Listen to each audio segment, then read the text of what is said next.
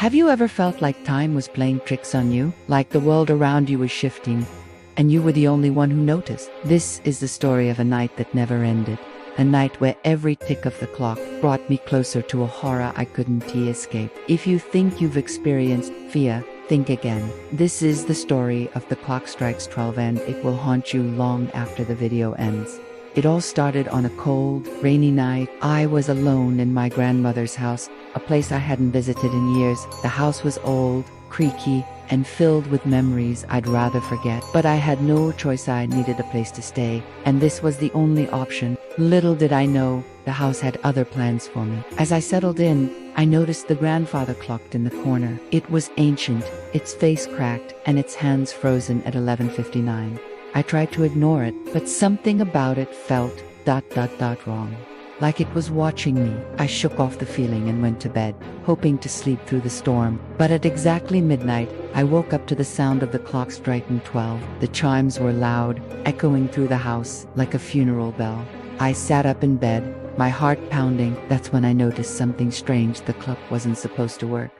I had checked it earlier, and it was broken. But now, it was ticking away, its hands moving steadily. I got out of bed and walked over to the clock, my footsteps echoing in the silence. As I got closer, I felt a cold breeze. Even though all the windows were closed, the air was heavy, suffocating, like the house itself was alive. I reached out to touch the clock, and that's when it happened. The room shifted, the walls seemed to close in, and the air grew colder.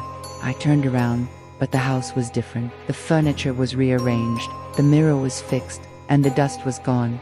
It was like I had stepped into another time. I tried to run, but the doors were locked. The windows wouldn't budge. I was trapped. And then I heard Ita whisper. It was faint at first, but it grew louder, more insistent. "You shouldn't have come back," it said. I spun around, but there was no one there. The whisper came again, this time from the clock. "You shouldn't have come back."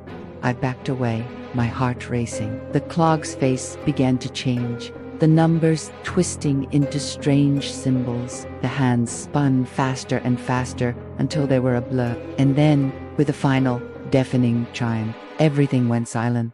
I thought it was over. I thought I had imagined it all. But then I saw Hera figure standing in the corner of the room. She was tall, her face hidden in shadow, but I could feel her eyes on me. She didn't move, didn't speak, but I knew she was waiting for me to make a mistake. I don't know how I got out of that house.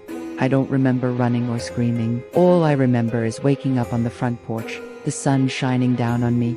The house looked normal again, the clock silent and broken. But